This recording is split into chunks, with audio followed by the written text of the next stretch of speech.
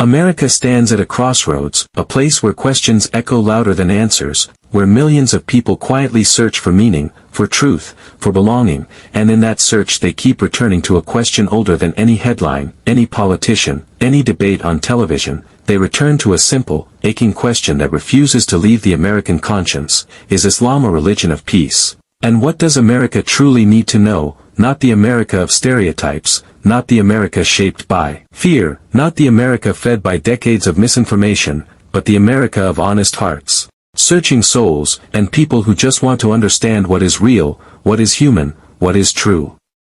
To answer that question, we must step deeper than headlines, deeper than news cycles, deeper than the noise of arguments made by people who have never once stepped foot inside a mosque, never once spoken to a Muslim mother, never once heard the quiet trembling voice of a Muslim convert explaining how the faith gave them back their life, peace, and dignity. And so we begin, not with politics, but with people, with the quiet stories that never make it to mainstream screens. With the stories America never gets to hear, stories buried under assumptions and fear, stories that could change hearts if only they were told. Walk with me into the heart of New York, the city that never sleeps, the city where millions rush past each other, where differences collide, and where, hidden in the noise and the movement, are small mosques tucked between storefronts, apartments, bodegas, basements, rooftops, places where men and women gather not for violence, not for tension, but for a peace they cannot find anywhere else, a peace that softens the hardest heart, a peace that quiets the loudest mind.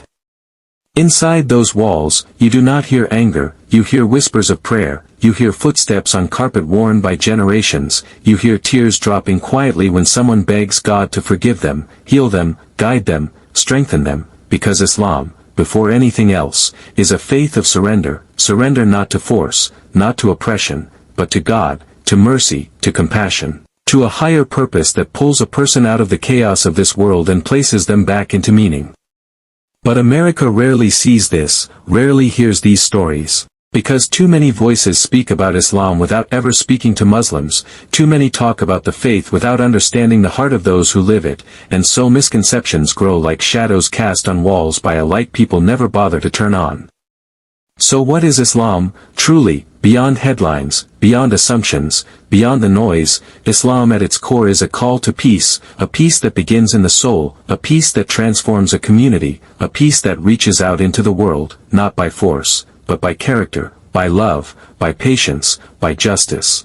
The very word Islam comes from the same root as peace, salam, a peace that is not passive, but active, a peace that requires honesty, humility, accountability, compassion, a peace that asks you to treat your neighbor with dignity, the stranger with respect, the poor with generosity, the enemy with justice. But the world rarely tells these stories, America rarely hears them, because fear sells more than truth. Anger spreads faster than kindness, misinformation travels quicker than understanding.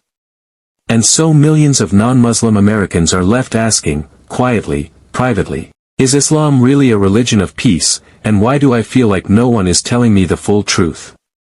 So let us tell the truth, let us lift the curtain, let us walk into the parts of Islam that are almost never talked about, the parts that change lives quietly, the parts that bring peace to hearts that were once broken, the parts America needs to know.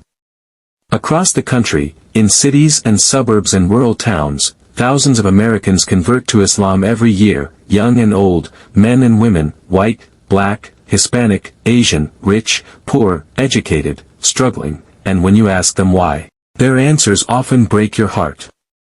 Some say they found structure when they had none, some say they found discipline when they were lost in chaos, some say they found forgiveness when they were drowning in guilt, and others say they simply found peace, a peace they had been searching for their entire lives. Islam teaches that every soul is worthy of dignity, that every life has purpose, that every person, no matter their past, can begin again. And if America understood how many people were healed by that message, how many families were rebuilt, how many addicts were restored, how many men learned softness, how many women found strength, how many broken hearts found hope, the entire conversation about Islam in America would change overnight. But peace is not only found individually, it is found communally, in the way Muslims serve their communities, quietly, without cameras, without applause, feeding the homeless, sheltering the vulnerable, supporting the grieving, lifting up the broken. Standing beside people who have no one else, in New Jersey, there is a small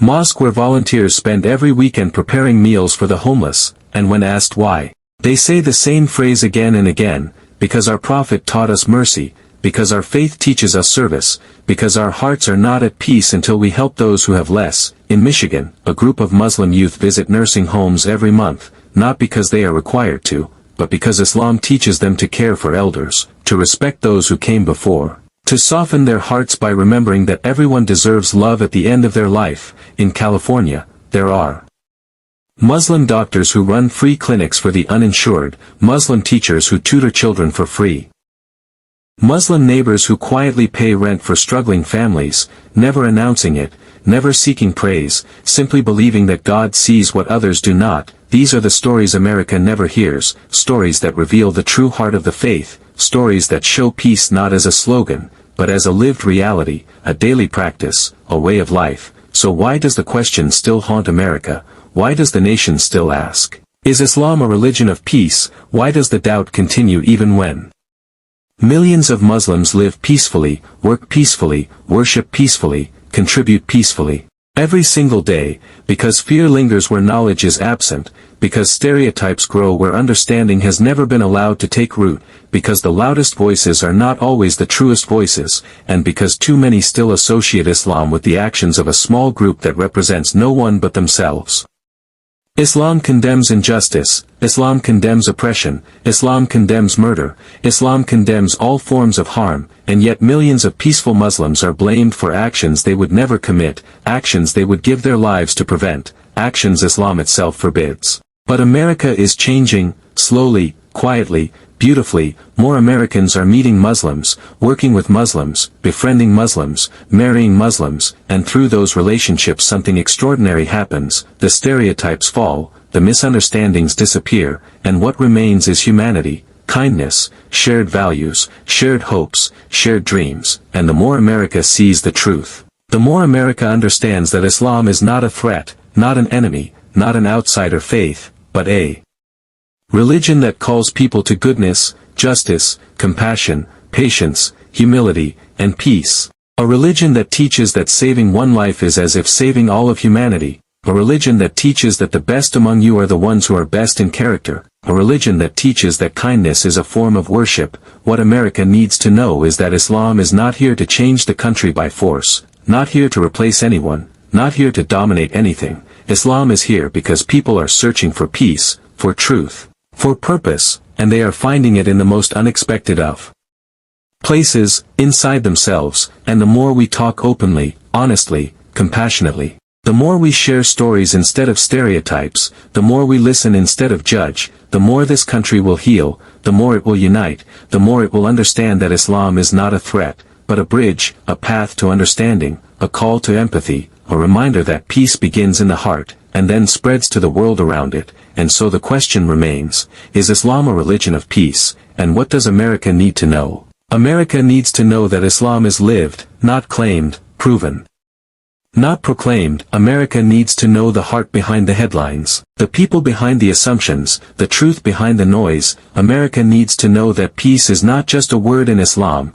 it is the foundation, the identity, the purpose. America needs to know its Muslim neighbors, the mother praying for her children, the father working 2 jobs to support his family, the teenager memorizing verses that teach kindness, the elderly couple whispering prayers for their community, the convert who finally found peace after a lifetime of searching. America needs to know that peace is not found in arguments, but in understanding, not in separation, but in unity, not in fear, but in truth, not in division, but in the courage to see each other as human. And when that happens, when America finally sees Islam not through the lens of misconception but through the lens of humanity, something beautiful will occur. A nation divided by misunderstanding will begin to heal, a community separated by fear will begin to connect, and hearts once closed will open to the possibility that peace, real peace, deep peace, transformative peace, has been here all along, quietly waiting to be seen.